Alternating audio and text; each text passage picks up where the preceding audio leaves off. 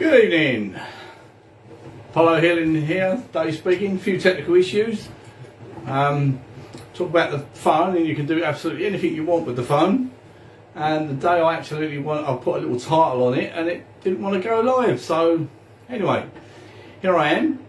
I'm just waiting for a couple of people, if anybody's on here at all. Otherwise I'm just talking to myself.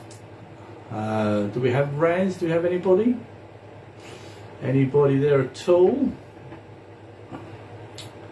If not, I'll get started in a minute, because I've started late. I'd imagine people have either dwindled or think I'm not going to be here, but hey, I'm here. Okay.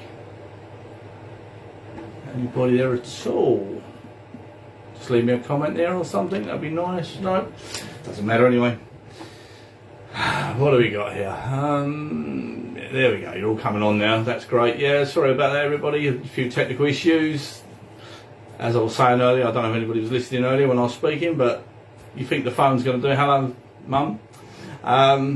Really liking there. Hi, Kerry. Nice to see you. Yeah, things are working. That's brilliant. Yeah, a few technical issues. The phone was already all set up and all ready to go, and pressed the button, and it said your video's lining up, and it just didn't start. So I've had to turn my phone off and restart it and start the whole thing again. Waiting for Raz, if Raz comes along, but otherwise I'm gonna crack on a little bit with what I've come on here to talk about, and that's cancer. And I know it's a controversial subject, but I sort of make things when I talk about it as clear cut, and it's like it's easy, and I know it's not, because there's all different kinds of cancers. But again, I'm going from the book that I recommended last week again, because I think metaphysical anatomy. Okay, Raz, are you there or not? Let's have a look. Where are you, Raz? I've not got you as a... You've not signed in yet, Raz. Where are you? For whatever reason, you're not coming on. Maybe I'll give you a chance to suss that out. And I know you wanted to talk about this as well, because I've sent you the pages from the book, so I know that you're up to speed, and you might have to add something. You might want to add something to this. So I'm going to wait just 1 second, just to see if you can come on. Let's have a look here. Okay, there we go. You're not even in the ads, Raz. You're not even in the ads, so I don't know what's going on there. Perhaps you should try again. No? Okay. Well, I'm going to carry on. I'll carry on anyway, and then as Raz sorts it out and finds a way of getting on, then she'll do it. So anyway, look, from the book, we was going to talk about breast and brain tumour. Brain tumour and breast cancer. And I've decided I think I'll start with breast. And in this book,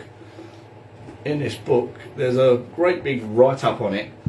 And really, the first parts of both of it, whatever cancer you've got, is relevant to all cancers. Okay, so so if anybody wants to talk about a particular cancer, then we can do that. I can do that. I can branch off, but I've just picked these two because they're sort of like ones that me and Raz discussed, and said I will talk about these first. I'm still concerned that Raz isn't here. Are you, Raz, can you send me a message? Razzo, can you send me a message at all so I can see if you're there? Are you listening or whatever's? For whatever reason you're not coming on. You're not at the top of the screen, so I can't pick you up on there. Okay, well I'm going to carry on anyway, and I'll keep an eye on the screen. So anyway, so if we start talking about breast cancer, okay, so people do know people that have had breast cancer. And in this particular case, or in their case, this is what the book has to say. Okay, so, and just listen, because not every one of these will correspond to you directly. Let's have a look. We've got some people up here. No, you're still not here, Raz. No, you're still not here. Okay.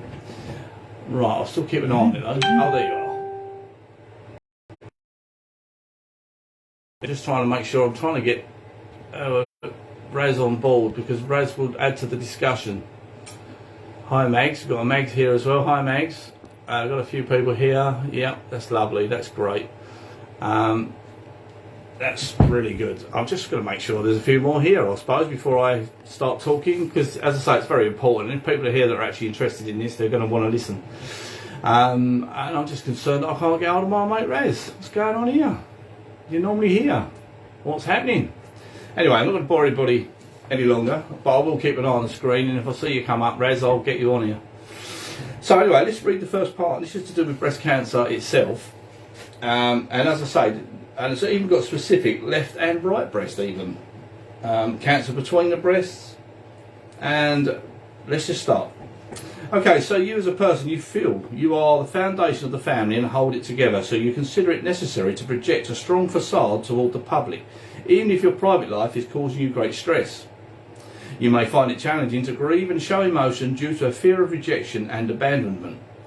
In the past, expressing emotions may have made you look weak, as a result you felt judged. You either suppress your emotions or it comes out in explosive ways that sets off more triggers such as anger, resentment and rejection or family disputes. Your outbursts only serve to push people away, leaving you feeling more abandoned. You may feel that communicating always comes at a great price. You often feel conflicted by what you need to say and the ramifications of it. You may associate expressing yourself with punishment and rejection. These things, as you get to listen to this, some of these things will resonate with you and some won't. But when you think about it afterwards, you might say to yourself, well, yeah, that is a bit of me. Right, so here we go. Family members and the public have fallen in love with your strong facade. The image that you have portrayed to the public has become draining, and it's emotionally, spiritually and mentally taking its toll. There is a great need to just be yourself, yet you feel fear, criticism and rejection.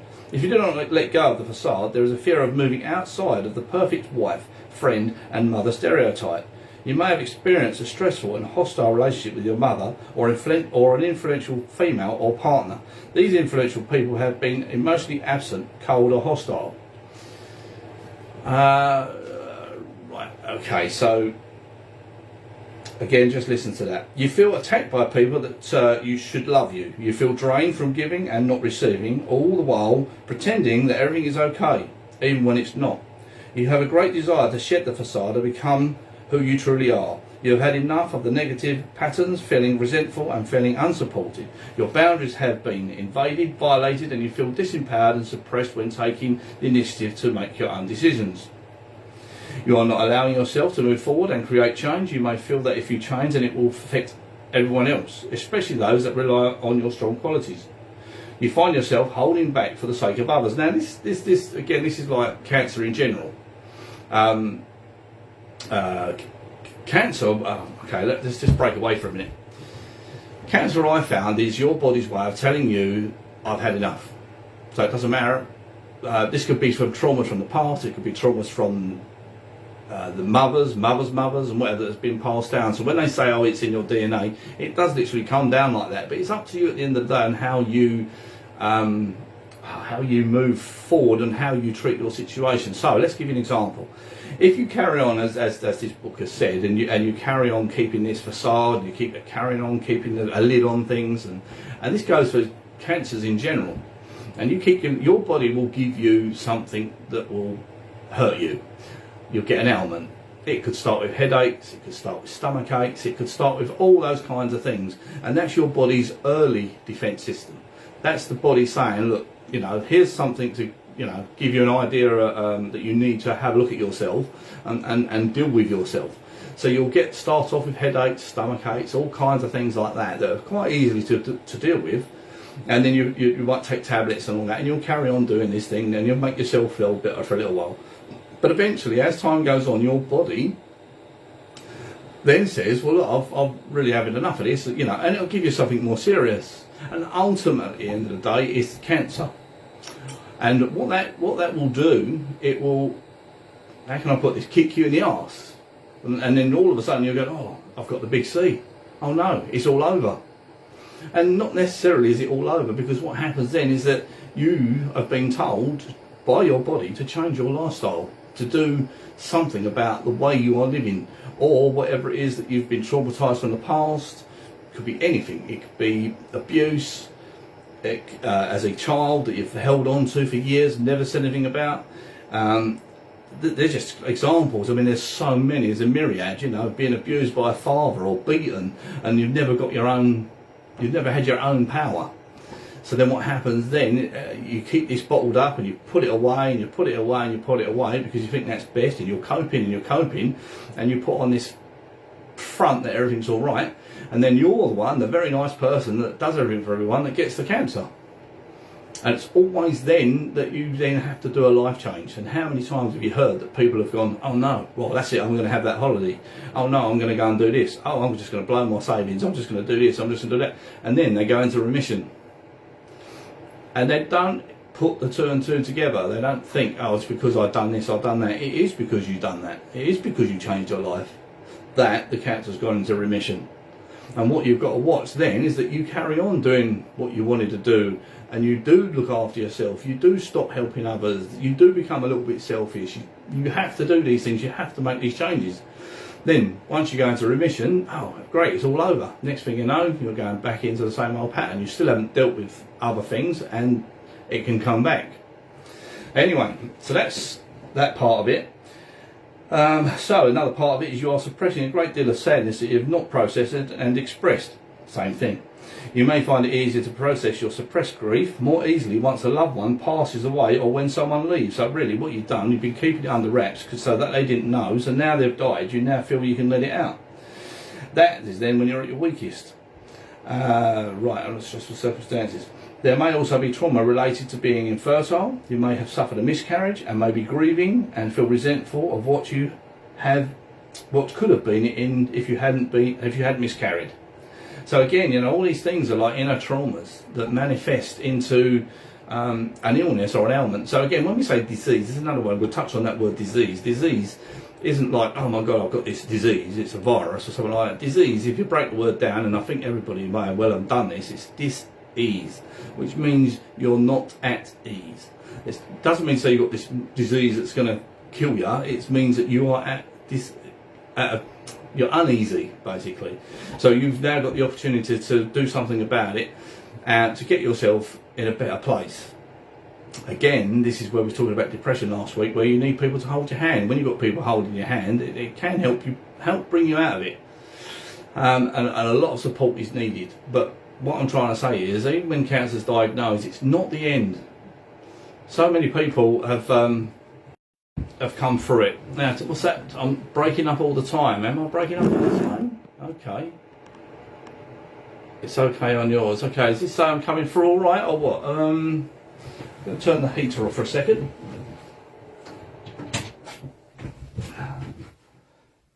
And yeah, it's interesting because I get a bit of a funny one tonight. Normally pretty good. It might be what Razzy's problem is, can't get through to me because I might be having a problem. But we'll carry on regardless. So, depending on what sides we've got, okay on yours, thank you Sarah. Okay on Kerry's, thank you Kerry. Mum, yours is breaking up all the time. You might want to move, Mum, maybe around the room or something. Right, and everybody else okay? Good. By the way, well, it depends if I get hold of Raz or not. If Raz comes on, we can do card readings if you want to put comments in, put your name in the comments below. Even if we don't do it, I'm sure Raz can do it and we can get back to you on it. But it would be nice if we don't tonight, obviously. Still looking for you, Raz. Anyway, so this book actually relates to the left breast or the right breast. So if you've got it in the left breast, it says here, this often relates to your relationship with yourself, your mother, family and family responsibilities. Are you in conflict with your mother or your role as a mother? You may be in conflict with your partner over a child or family related issues. Right breast. This often relates to your relationship with your father, leadership, trying to be strong or being brave during challenging times when everyone needs support. Cancer between the breasts, quite rare. You often relate to conflict in family matters. You feel a great deal of anger, rage or control by family members. You feel unsafe and resistant to expressing and showing love to loved ones. You often feel used, abused or attacked, either verbally or physically, by people with whom you should be safe. Right, so, yeah, breast tumour, it's got It is. I mean, I don't know how much that relates to people. If they know anybody that's got breast cancer, that you could actually say, well, yeah, they are like that. That does actually relate to them a bit. They are a bit protective. And again, you know, when you're overprotective, you know, that's when cancer hits. That's when, you know, you're at your lowest ebb. And then when you're at this disease, shall we say, this is when it kicks in. I'm going to touch on now, that's the breast bit. So we're going to move on quickly to the breast tumour, or brain tumour and brain cancer. And this is a bit like where Alzheimer's comes in as well. So the stubbornness and being rigid about change are often the key words to explore. You seem to feel conflicted between what you want to believe and what you are taught to believe. You are often in a situation where you are pushed or manipulated to change. You may have had enough and now want to follow through on your own values, yet you feel guilty about letting go of childhood values and beliefs that were projected onto you. The more you mature, the more out of control you feel with your newfound responsibilities and pressure from outside influences. Again, this is this is where headaches come from. First of all, it starts off with headaches. And then it just progressively gets worse to a point, if you don't deal with the situation, you don't deal with why you get headaches, then it's going to get to a point where, dare I say it, you could end up with a tumour. You often feel that you don't fit in with society, your values are not the same as others, leaving you feeling like an outcast and unable to relate to others. You don't trust influential people, as their actions may have caused you to feel betrayed, let down and disappointed. You feel stuck in a routine and are unable to change it. Your willingness to change is present, however, there is no clear direction and motivation behind it, so you feel you need to blame others for being stuck, rigid and resentful. These feelings keep you safe and help you express your boundaries. It does have, after each one of those points that you can look at, as I say, this book is a practitioner's book. And really, you need to sit down with the person, because the key points that it's got at the end there, you would then say to the person and work their way through it. For instance, at the end of breast, you've got explore trauma related to an incident that took place 2 years before this condition started. So that's another thing. When did it first happen? What happened in your life that what was a key element that actually said, oh, I need to, what brought the cancer on? What made you go to the hospital? What got you the diagnosis? Breast cancer seems to have a strong pattern of resentment, especially towards family members who may have taken advantage of your goodwill. This includes your time, support and finances. You may have felt attacked, abandoned and unsupported. You have been accused of shaming the family and feel judged in many aspects of your life. Again, you know, there's so many of these points on here that I can't really go through all those points on here now, unless I had someone in front of me that was literally, or knows someone that is suffering with that particular kind of cancer. Is there anybody on there that wants to talk about a particular cancer while I've got the cancer book open? Just to give people an insight that may want to put on the comments. If not, I'll carry on with that then. So that was breast. Now, the bit that I've got here, it's cancer in itself, because this is the one that you need to know. Again, I think this covers every sort of kind of cancer and how and where it actually starts from. It's a bit like what I just said earlier. You often experience people's actions and behaviour towards you as invasive, aggressive or controlling. When you feel this way on a regular basis, it may contribute to a feeling of powerless, angry, resentful or out of control. You may feel like a victim of circumstance. See, this goes back to what I say. If you've got, I do know people that are able to release their anger quickly. So it doesn't matter. For instance, you'll be driving down the road, a car pulls out in front of you, you have a good old swear, you shake your hand and all that, and you've released it.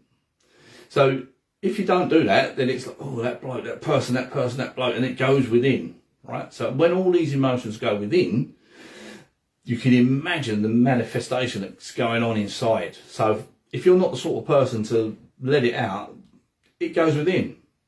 And this goes, and this is what happens. And so what happens is you've got like layers and layers and layers of emotions, pent up anger, resentment, another one. And you can imagine that your body's feeling, oh, I can't part with this, just can't part with this anymore. And so what it says, I'm going to give you an ailment. I'm going to give you something to make you realise that you can't carry on like this. And so then that's when, as I said, I'll probably repeat myself here, but this is where disease comes in. So yeah, be careful of what you hold in. If you feel you need to say something to someone, say it. Absolutely say it. Because, you know, you're only on this earth once, and you're on this earth to learn something. And if you just carry on taking the abuse, keep taking the stuff on, keep helping people, getting nothing back, then it will just carry on.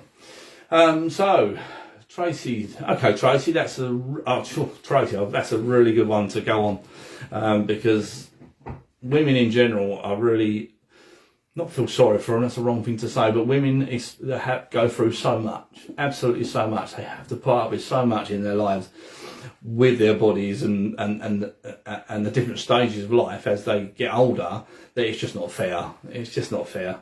The things that you can pick up. Now, cervical cancer, funny enough, I should have chose that one first, if I'm honest, because I think that's such a good one. Such a good one. So let's just go through the book a minute. Just bear with me a second while I find it. Because as I say, this book covers everything. So let's have a look. Cancer in general. Cancer. Just bear with me 1 second, because it's in alphabetical order, so I have to look for it. Right, cervical cancer. Strap in. There's a few untruths come out here, and you haven't got a. That's Tracy. I mean, you haven't got a comment, but if I hit it on the button, then you can keep it to yourself if you want to, or you can join in a conversation and give me some feedback on what this is telling, and say, yes, absolutely, this is me. Okay, right, I'm going to read this straight out, right, without stopping, and then give you a chance to look at this. So yeah, there are different options and approaches available when exploring this condition. One is that you may have suppressed resentment towards men. Men seem to make you feel less superior, with no rights and no voice. You may feel invaded, disempowered or controlled by authority as a result of feeling powerless in the face of domineering authority figures. You feel that you have no right to stand your ground. Controlling influential people may have disrespected your decisions as it is related to your future and goals. You may have bent over backwards for others in order to be loved and accepted, expressing clear personal boundaries, may have left you rejected or abandoned. There seems to be an unfulfilled need for motherly love, care and projection. Your association with love was mixed with negativity, guilt, invasion, lack of respect for your boundaries and control. There is a popular, manipulative line, if you do this or say that, then I will love you more. The pattern you had with your mother and or father is repeating in your personal relationships. This only reinforces your low self-esteem, anger and cycle of feeling powerless, helpless and resentful. You don't see feminine attributes as a powerful tool. Instead, they seem to be the opposite. Being a woman means pulling the short end of the rope, meaning you have to carry everyone else's burdens, responsibilities or duties. This point of view has drained the last little bit of joy you had left and had a strong effect on your personal goals. You feel resentful when you look back on your life journey because you are only focused on the mistakes and losses. Your sense of hope has been replaced by anger, resentment and sadness. Your childhood provided you with no options to change your circumstances or to experience it in a different way. This resulted in you feeling as if you have to endure the life with no option to change it. You have given your power away to people who don't seem to know what is best for you. You feel disconnected from your creativity and passion in life. You have focused too much on the needs of others. You have suppressed many of your good qualities as a result of trying to be someone that others want you to be. Now, I can say, because I'm sitting here in a psychic room thinking to myself, I know this resonates. I absolutely know this resonates. I know 100% it resonates. And some of that will definitely resonate with you. Anybody that's suffering with that disease. Key points. Trauma related to anger and resentment. Towards whom do you feel anger and resentment? Putting myself out there really, because I'm saying to myself, well, look, you know, these people that suffer with these illnesses and these diseases, there's hope. Basically, and I'll always have hope. I'll always have hope. And where it comes to these key points here, it's asking you to have a bit of hope as well by exploring what changed or what has made your life the way it is to have got this condition. Okay? So, trauma related to anger and resentment. Yeah. So, is there a long-standing issue that you've not dealt with? This is what I said to you before about cancer in general. But this is now being more specific. So, is there a long-standing issue that you have not dealt with or are scared to deal with? Explore further possibilities. Again, this is what I said about being honest. You know, when cancer strikes, that's the time to say, do you know what? Sod it. I'm going to let it out. I'm going to do what I've got to do. Come hell or high water, I'm going to do what I've got to do. If that means upsetting people, that upsets people. A lot of that sounds very true. I do try too much to please others, and I do feel very angry. Yeah, can't get on there. Okay. A lot of that sounds very true. Okay, Tracy, too much to please others, and I do feel very angry sometimes that I've got this. Okay, so again, I'll reiterate these points here. Okay, so it's trauma related to anger, resentment towards whom do you feel the anger? Okay, so there's obviously someone or something that's triggered this that makes you angry. And the point of the book and the point of this exercise is that you approach that area, person, whatever it is that's made you feel like that, or you tell them outright that I've had enough of this, this is what I'm going to do, this is what I'm going to do for me. Okay, so if it isn't that, I'm going to move on because it gives you quite a few things to explore. Right, okay, so here we go. Right, what is your general option? Okay, what is your general opinion of the men in your life? What is your relationship like with men? Explore patterns as well. If there is trauma, then explore further. How were women treated in your ancestry line? Has that pattern of those emotions repeated itself in your life? If yes, explore further. So this goes back to, say, your mother. Has your mum's mum suffered with this as well? Because if it has, then there's a chance it can come down. If it hasn't, then you've done it. You've brought it on. Your circumstances have brought it on. Your life and the way you've had your life is what's brought it on. So that's why it stops with you. It's down to you as the person to say, right, this, if it is hereditary and it does come down the line, then it's down to you to stop it and to explore what it is that makes you get to this point. Right, here we go. How were women treated in your ancestry lines pattern? Right, okay. Do you value your gender and sexuality? If no, why? Who and what made you feel like this? Explore. Okay. I'm going to take this head on, and I'm not going to say in any way this is, it was mum of 20 years, okay, but she is still here, thank God. Yes, 20 years, 7 years, okay, but she is still here, thank God. Yeah, that sounds to me that your mum's on the edge and she's coping, or she's made changes in her life, hence why she's still here. And hence why you're still here, because, you've made some changes in your life. You may need to make a few more. Right, you've value your gender and sexuality. Right, do you feel like you seem to feel invaded by influential people? This is the result of poor boundaries. So yeah, poor boundaries, not knowing when to say no. No, I'm not going to do that for you. No, I'm not doing it today, and no, I don't feel like doing it. That is a boundary. A boundary is that you step up and you go, that's it, I'm not doing that. End of. And people find that hard. And again, do you know what? This depends on your star sign. I've been studying them a lot lately, and your star sign will tell you what you're like, what your personality's like. So are you the sort of person that would stand up and, shout the odds, or are you the person under that star sign that says you're not that sort of person? And if you're not that sort of person, that makes it hard, because you've got to work harder at getting to where you want to be. Okay. Do you associate yourself, explore further. Okay, you may feel powerless in life. If yes, why? So if you feel powerless, why? Who and what made you feel this way? Explore ancestry lines for similar patterns as well. Explore also your mother's attitude towards life. Explain the difference between her views and your views, and how were your views influenced.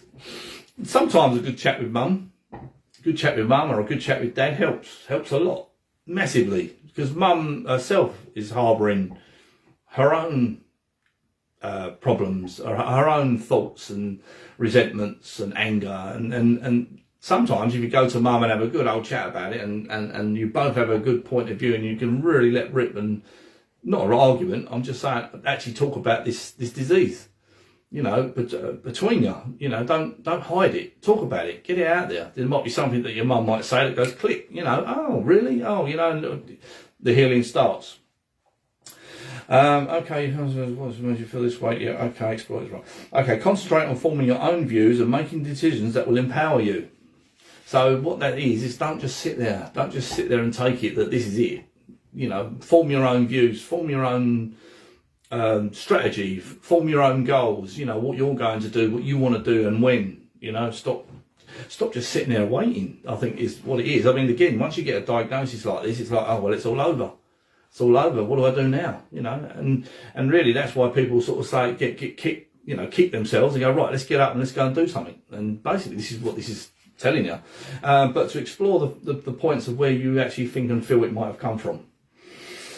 There might be a fear in regard to the above mentioned suggestions. If so, then ask yourself, what would happen if you made a decision? How does it keep you safe from not making the decision? You know, I think that's a bit of a case of what have I got to lose? What have I got to lose if I tell so-and-so to sod off? What have I got to lose if I don't do this anymore? What have I got to lose if I want to take that holiday without anybody else? What have I got to lose? What have I got to lose? At the end of the day, if you don't do these things, you lose your life. And that's far more important than pleasing everybody else. You have been controlled to such an extent that you have forgotten about your right to live a life. This is unique to you. It's important that you can learn to listen to your own gut instinct without needing to react to trauma. You should make decisions that are not influenced by trauma.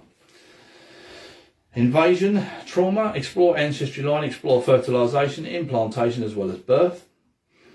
Again, this is where talking to mum. Because if mum went for a certain trauma at a certain time while she was having you, that can reflect on you. Believe it or not. If you have given birth, explore other traumas such as feeling out of control, anger, resentment, and feeling unsupported at the time of giving birth. What were the circumstances like? What was the father there? Was the father there, etc.? The physical trauma of giving birth might still be present in the area of your body. Explore if your body has biological needs to give birth. If your reproduction area had voice, what would it say? That's a good one. That's a good one. When you talk to yourself, when you talk to your body, put your hand on that area and ask it, what is it you need? And that's very interesting. I forgot about that. So like you could be laying in bed, you've been laying down, you put your hands on your lower area, and this is like your sacral chakra, and you put your hands there and you ask yourself, what is it you need? What is it you need me to do? Whilst you're laying there, just listen to your body. Put your hands on that part of the body. So what is it you need me to do?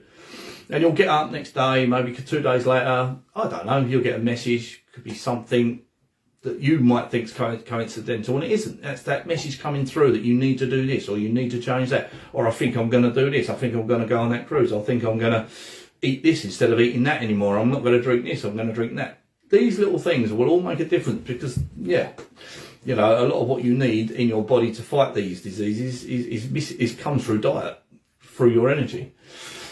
So, Tracy, I used to talk to my dad every day about everything, but he passed 11 weeks ago and he used to make me think positive about this, and I missed that. Right. Yeah, brilliant. So he kept you up. Now, I don't know what... right, Tracy, this is perfect, absolutely perfect. Yeah, okay, Tracy. This is perfect because, wow. I've been going through this spiritual path thing at the moment and finding myself regarding guardian angels and guides and everything else like that. And you need to get some comfort by going to a good medium. I'm not selling anybody. I'm just telling you and I'm advising you. Because even though your dad's not there, he is there, is what I'm trying to say. And if you're not doing it already, talk to him. Talk to him in your own way, you know, literally just talk to him and get a quiet moment to yourself, you know, find something of his that you know you've got and that you love or whatever, and hold it in your hands and talk to him. Going to a medium sometimes helps you connect with him more so that you don't feel alone. and that you can have these conversations. You can, and eventually what you can do, you can write things down and ask him a question, and then in your mind it will come through. You know, something will come up and answer that message. How can I put this? Seeing a medium that can reconnect you with your dad just makes you feel that little bit better, to know that you're not alone. Even though you miss that, still talk to him. Still talk to him. And then you'll open your mind to the fact that, you know, you may get answers, depending where you are at the time. You know, just say, Dad, what do you think of this? Dad, what do you think of that? Or, you know, Dad, I need some help with this. Can you show me the way? I give you permission to show me. That's another thing as well, because with guides and spirit angels and things like that, they will not tell you what to do. So don't sit there expecting them to, you know, why doesn't this happen? Why does it? Because it doesn't happen. It only happens if you ask. And you have to ask for that help for you. So what will happen then is, say for instance you ask your dad for a bit of help, and Dad, I need this, I need that. It might not necessarily come through straight away that you're going to see this big ghost of Dad or something. There will be things put in your way. There'll be people that will call you. There'll be someone out of the blue, or there'll be something that you think, oh, I think I'm going to do that, or I'm going to go here, I'm going to do this, and go with it. Go with the flow. Go with that message, because it will be from your dad. Trust the process. Right, okay, so what have we got here? So we've explored sexual abuse in the ancestry line. Yeah, that's a big thing. That's a big thing. Explore your body as a biological need to give birth. Yeah. Right, okay. So I'm not, hopefully, Tracy, that's that reading that to you. And again, this has been, yeah, all right, Tracy. So this is going to be on my Apollo Healing page. So if you go back to the minutes of where I started talking, you can actually listen to this again, what I read out of the book. So that'll help you. But I would say in your case, Tracy, I don't know whether you're into spiritualism or mediums or anything. I would say that you can get quite a bit of comfort from that, and listening to other people and connecting with the other side, and it gives you that little bit of hope and support when you need it. Right, has anybody else got any more comments on that situation or any of that? Because without Raz, I don't have any card readings. Yes, you are. Okay, Tracy, that's great. Well, I would personally turn to that more so. Try and get into it a bit more. Yeah, get into it a bit more, because I found it very, very interesting and very, very comforting. And I've watched many people get healings just for the fact that they know that there's relatives the other side of the veil. You know, their spirits with them, their souls with them, and because their soul and spirits with them, they can go through life with a smile on their face, knowing that they're being supported all the time, not just when they could see them in physical form, but all the time. They're there watching you all the time, so you can call on them whenever you want to, whenever you feel you need to. Just sit down, say a few prayers, literally speak to them directly, and then ask them and tell them, I give you permission to put things in my way that will help me with whatever. Okay? Right, now look, I've not got any card readings. I would do a card reading myself, but I'm not in tune at the moment. I've not prepared myself, so I don't want to give anybody any false readings. But if you want to put your name in the comments, I'll get Razai to pick that up, and then maybe do a card readings at the beginning. It depends if you do or not. It doesn't really matter. I think we might leave those. I like them when they're live. So on that note, then, that's all I've got to say on that. Unless anybody's got any more comments or anything else they want to talk to me about, whilst I've got the book in front of me, and then subjects for next week. It would be nice if someone's got anything they want to talk about, any kind of ailments that they've been suffering with, or they know someone that's got, and we can discuss that. As I say, if not, then I will pick something and go with it next week. Okay, so please comment below and put your likes down there. I will probably be putting this up to YouTube afterwards or during the week, and then you can view it on there as well, and that's under Apollo Healing. So thanks everyone for listening. I can't really expand on it anymore unless I've got any more people that actually want me to talk about it. I hope what I've spoke about is useful. And so till the next time, next week, I think whether it's Tuesday or Wednesday or not, I don't know. I'll decide over the weekend. But as I say, if anybody's got any ideas or any comments that they'd like to put towards me, what we can talk about, as I say, with any particular elements that they want to. And as I say, I'll say it again. If not, I'll pick it myself. But other than that, that's it. Thanks very much for watching. It's great that people are actually taking an interest. I'm hoping that you know, we'll make something of this and we can make the world a better place and people don't have to suffer in silence. And hopefully we can build a community where people can talk to each other as well, because that's what it's all about. And that's one thing I will say: people must talk. Absolutely talk. Don't think you can't talk. You must talk. It is very important to any kind of depression or anything like that. Talk, talk, talk, talk. Now we've come out of the lockdown and everything else, and we can go out and we can do that. Flash a smile at someone, you'll get that smile back, and that'll make you feel good. Okay, so until next week then, thanks very much for watching. I'll see you soon.